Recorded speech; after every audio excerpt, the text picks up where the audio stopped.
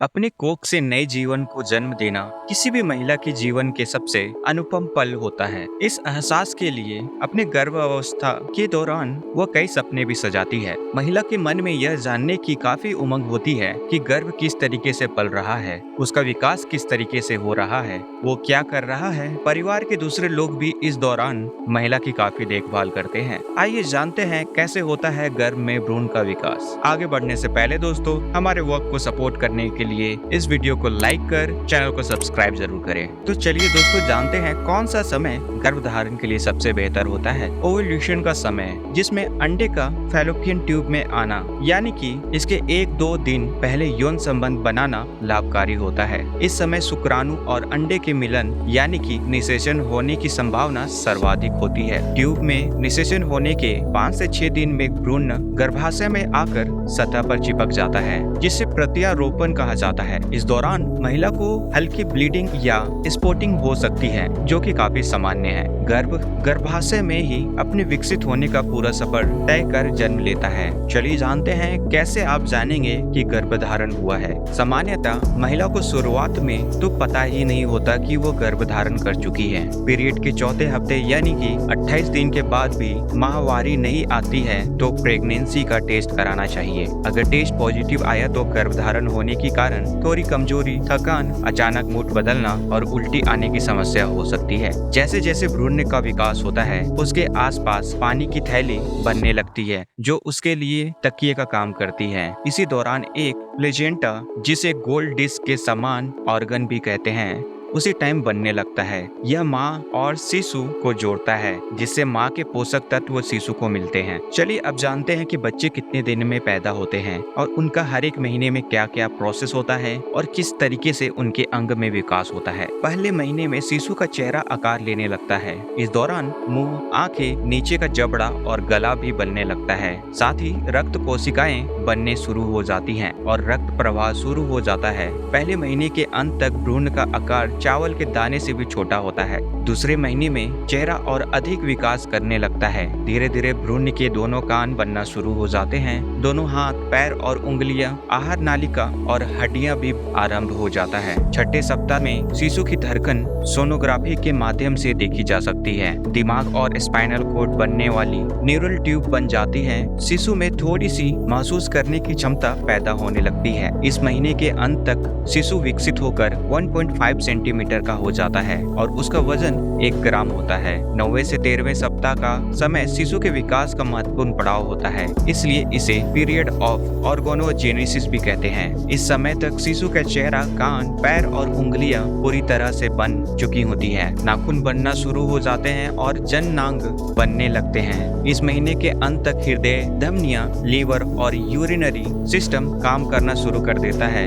यह शिशु के विकास का क्रिटिकल समय होता है, इसलिए गर्भावस्था महिला को अपना विशेष ध्यान रखना होता है। छोटी मोटी समस्या होने पर भी महिला को बिना चिकित्सक की सलाह के बिना कोई दवाई नहीं लेनी चाहिए। शिशु के विकास का पहला चरण 3 महीने में पूरा हो जाता है और इसलिए इसके बाद गर्भपात होने की संभावना कम हो जाती है। तीसरे महीने के अंत तक शिशु की लंबाई 5.4 सेंटीमीटर होता है और वजन 4 ग्राम होता है। महिला का शिशु से भावनात्मक रूप से लगाव होना शुरू हो जाता है। चौथे महीने में आंखें, भौं, नाखून और जंग बन जाते हैं। दांत और हड्डियां मजबूत होने लगती हैं। अब शिशु सिर घुमाना, अंगूठा चूसना आदि शुरू कर देता है। इस महीने फीटल डॉपलर मशीन से मां की बच्चे की धड़कन पहली बार सुन सकती है। सामान्यतः इस समय डॉक्टर आपको डिलीवरी की तारीख दे देते हैं। शिशु का वजन 100 ग्राम तथा लंबाई 11.5 सेंटीमीटर होता है। 5वें महीने में सिर के बाल बनना शुरू हो जाते हैं। कंधा, कमर और कान बालों से ढके होते हैं। यह बाल बहुत ही मुलायम और भूरे रंग के होते हैं। यह बाल जन्म के बाद पहले सप्ताह तक झड़ जाते हैं। इसके अलावा शिशु पर एक वैक्स जैसी कोटिंग होती है जो जन्म के समय निकल जाती है। इस समय तक शिशु की मांसपेशियां विकसित हो जाती हैं, इसलिए वह हलचल शुरू कर देता है, जिसे मां महसूस भी कर सकती है। महीने के अंत तक वजन 300 ग्राम और लंबाई 16.5 सेंटीमीटर हो जाती है। छठे महीने में शिशु का रंग लाल होता है, जिसमें से धमनियों को देखा जा सकता है। इस समय शिशु के महसूस करने की क्षमता बढ़ जाती है और वह साउंड या म्यूजिक को महसूस कर उस पर प्रतिक्रिया देने लगता है। इस महीने के अंत तक वजन 600 ग्राम और लंबाई 30 सेंटीमीटर हो जाती है। 7वें महीने में शिशु में फैट बढ़ने लगता है। उसकी आवाज सुनने की क्षमता और अधिक बढ़ जाती है। लाइट के प्रति अपना रिएक्शन देता है और जल्दी जल्दी अपना स्थान बदलता रहता है। इस समय तक शिशु इतना विकसित हो चुका होता है कि किसी कारण से प्रीमेच्योर डिलीवरी हो जाए तो वो जीवित रह सकता है। 8वें महीने में शिशु की हलचल और अधिक बढ़ जाती है, जिसे माँ बहुत अच्छे से महसूस कर सकती है। इस समय दिमाग का विकास तेजी से होता है और वह सुनने के साथ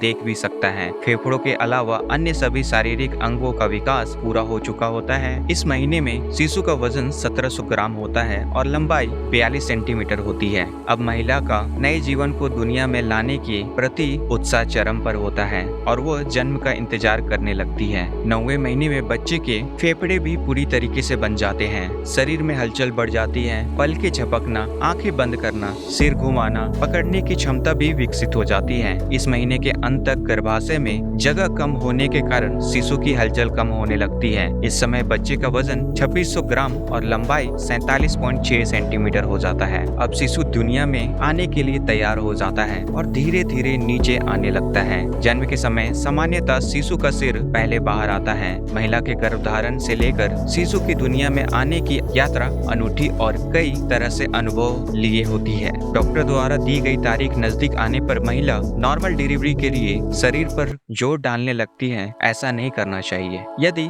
महिला स्वस्थ है तो नॉर्मल डिलीवरी की संभावनाएं अधिक रहती हैं। आशा करते हैं आपको ये वीडियो इन्फॉर्मेटिव लगा हो, तो इस वीडियो को लाइक और चैनल को सब्सक्राइब जरूर करें दोस्तों। वीडियो को अंत तक देखने के लिए दिल से धन्यवाद।